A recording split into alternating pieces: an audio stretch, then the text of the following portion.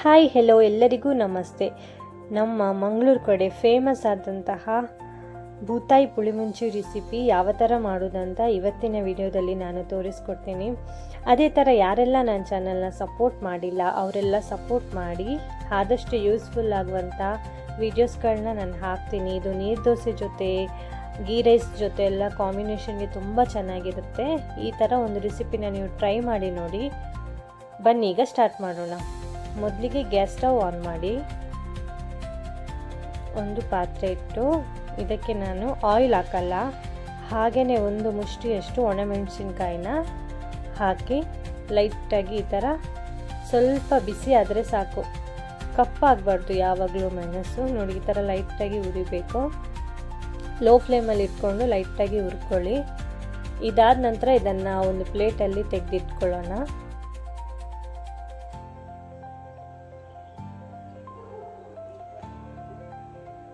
ಇವಾಗ ನಾನು ಅದೇ ಪಾತ್ರೆಗೆ ಒಂದು ಮುಷ್ಟಿಯಷ್ಟು ಕೊತ್ತಂಬರಿ ಬೀಜ, ಒಂದು 2 ಟೇಬಲ್ ಸ್ಪೂನಷ್ಟು ಜೀರಿಗೆ, ಸ್ವಲ್ಪ ಕರಿಬೇವಿನ ಸೊಪ್ಪು ಹಾಕಿ, ಎಣ್ಣೆ ಹಾಕಬಾರ್ದು, ಲೈಟಾಗಿ ಹುರ್ಕೊಳ್ಬೇಕು. ಇವಾಗ ಒಂದು ಖಾರಕ್ಕೆ ಒಂದು 4 ಕಾಳು ಮೆಣಸಿನ್ಕಾಯಿ ಹಾಕಿ ಅದನ್ನು ನಾನು ಎತ್ತಿಟ್ಕೊಂಡಿದ್ದೀನಿ. ಇವಾಗ ಮೆಂತೆಯನ್ನು ನಾನು ಸಪ್ರೇಟಾಗಿ ಹುರಿತಾ ಇದ್ದೀನಿ ನೋಡಿ. ಇವಾಗ ನಾನು ಹುರಿದಂಥ ಮಸಾಲೆಗಳನ್ನೆಲ್ಲ ಪ್ಲೇಟಲ್ಲಿ ಹಾಕ್ಕೊಂಡಿದ್ದೀನಿ.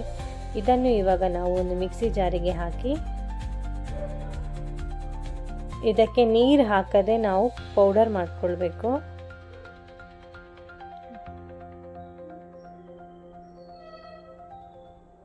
ಮೆಣಸಿನ್ಕಾಯಿ, ಕೊತ್ತಂಬರಿ, ಮೆಂತೆ ಎಲ್ಲ ಹಾಕಿ ಇದಕ್ಕೆ ಇವಾಗ ನಾವು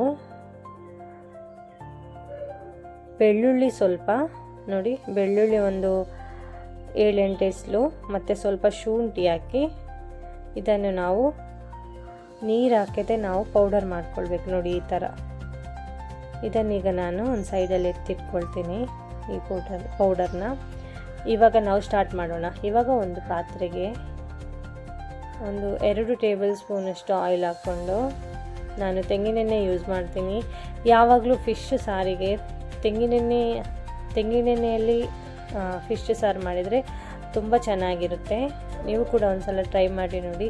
ಇವಾಗ ನಾನು 10 ಬೆಳ್ಳುಳ್ಳಿ ಮತ್ತು ಸ್ವಲ್ಪ ಶುಂಠಿಯನ್ನು ಚೆನ್ನಾಗಿ ಜಜ್ಜಿಬಿಟ್ಟು ಈ ಥರ ಎಣ್ಣೆಯಲ್ಲಿ ಹಾಕಿ ನಾವು ಚೆನ್ನಾಗಿ ಈ ಥರ ಫ್ರೈ ಮಾಡ್ಕೊಳ್ಬೇಕು. ಆವಾಗ ಆ ಫ್ಲೇವರ್ ಉಂಟಲ್ಲ, ಮನೆ ತುಂಬ ಘಮ ಘಮ ಅನಿಸ್ತಾ ಇರುತ್ತೆ ನೋಡಿ. ಈ ಥರ ಚೆನ್ನಾಗಿ ಫ್ರೈ ಮಾಡ್ಕೊಳ್ಬೇಕು.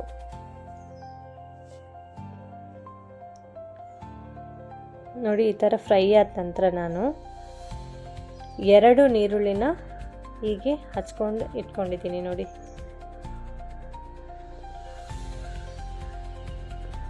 ಇದನ್ನು ಚೆನ್ನಾಗಿ ಫ್ರೈ ಮಾಡ್ಕೊಳ್ಳಿ.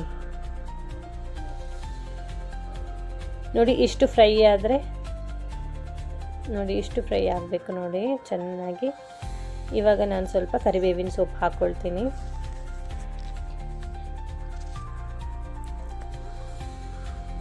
ನಾವು ನೀರುಳ್ಳಿ ಚೆನ್ನಾಗಿ ಫ್ರೈ ಮಾಡ್ಕೊಳ್ಬೇಕು. ನೀರುಳ್ಳಿ ಹುರಿದಷ್ಟು ನಮಗೆ ಸಾರು ತುಂಬ ಟೇಸ್ಟ್ ಬರುತ್ತೆ ಪುಳಿಮುಂಚಿ.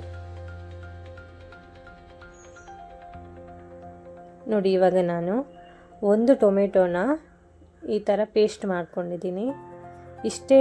ಇಷ್ಟೇ ತುಂಬ ಈಸಿಯಾದ ರೆಸಿಪಿ ಇದು. ಯಾರು ಬೇಕಾದರೆ ಟ್ರೈ ಮಾಡ್ಬೋದು ಈ ರೆಸಿಪಿನ.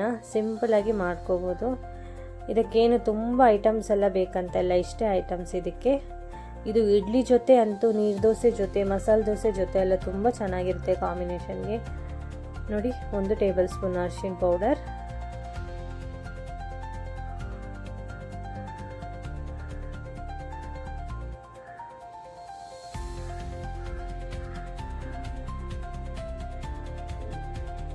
ಇವಾಗ ಇದಕ್ಕೆ ಇನ್ನೊಂದು ಟೇಬಲ್ ಸ್ಪೂನ್ ಉಪ್ಪು ಹಾಕ್ಕೊಂಡು ಇದನ್ನು ಚೆನ್ನಾಗಿ ಮಿಕ್ಸ್ ಮಾಡ್ಕೊಳ್ತೀನಿ. ಯಾಕೆ ಅಂದರೆ ಇದು ತುಂಬ ಚೆನ್ನಾಗಿರುತ್ತೆ. ಈ ಥರ ಒಂದು ಸಲ ಮಾಡಿ ನೋಡಿ ಈ ರೆಸಿಪಿನ. ಆಮೇಲೆ ನನಗೆ ಕಮೆಂಟಲ್ಲಿ ಹೇಳಿ ಯಾವ ಥರ ಆಗಿದೆ ಅಂತ. ತುಂಬ ಟೇಸ್ಟ್ ಆಗಿರುತ್ತೆ ನೋಡಿ. ಈಗ ನಾನು ಹುರಿದಂಥ ಮಸಾಲೆನ ಎಲ್ಲ ಇದಕ್ಕೆ ಹಾಕ್ತಾ ಇದ್ದೀನಿ ನೋಡಿ.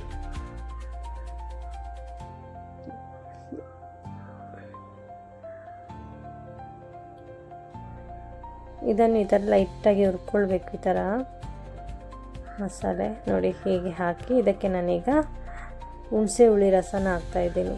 ಚಿಕ್ಕ ತುಂಡು ಸಾಕು ಹುಣಸೆ ಹುಳಿ. ನೋಡಿ, ಹುಣಸೆ ಹುಳಿ ರಸ ಹಾಕ್ಕೊಳ್ಳಿ.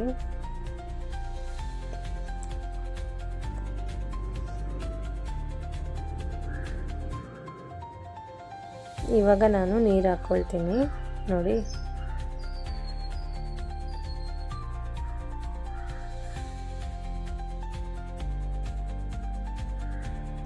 ಈ ರೆಸಿಪಿ ನನಗೆ ನಮ್ಮೂರಲ್ಲಿ ನಮ್ಮ ಅಜ್ಜಿ ನನಗೆ ಈ ರೆಸಿಪಿ ಒಂದು ಸಲ ಮಾಡಿದರು. ತುಂಬ ಟೇಸ್ಟಾಗಿತ್ತು. ಮತ್ತು ಒಬ್ಬೊಬ್ಬರ ಕೈಗುಣ ಯಾವ ಥರ ಆಗುತ್ತೆ ಅಂತ. ಇವಾಗ ನೋಡಿ, ನಮ್ಮದು ಮಸಾಲೆ ಎಲ್ಲ ಸ್ವಲ್ಪ ಬೆಂದಿದೆ ಅಲ್ವಾ. ಇವಾಗ ನಾನು ಇದಕ್ಕೆ ಫಿಶ್ನ ಹಾಕ್ಕೊಳ್ತೀನಿ. ನೋಡಿ, ಫಿಶ್ ಕೂಡ ಹಾಗೆಯೇ ಚೆನ್ನಾಗಿ ಕ್ಲೀನ್ ಮಾಡಿ ತೊಳೆದು ಅರಿಶಿನ ಪೌಡರ್ ಮತ್ತು ಉಪ್ಪು ಹಾಕಿ ಚೆನ್ನಾಗಿ ತೊಳ್ಕೊಬೇಕು. ಚೆನ್ನಾಗಿ ತೊಳ್ಕೊಂಡಾದ್ಮೇಲೆ ನೋಡಿ, ಇವಾಗ ನಾನು ಫಿಶ್ನ ಹಾಕ್ತಾ ಇದ್ದೀನಿ.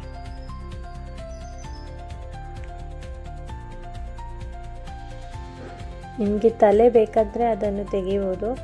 ನಾನು ತಲೆ ಸಮೇತ ಹಾಕ್ತಾ ಇದ್ದೀನಿ, ಯಾಕೆಂದರೆ ಅದು ತುಂಬ ಟೇಸ್ಟು.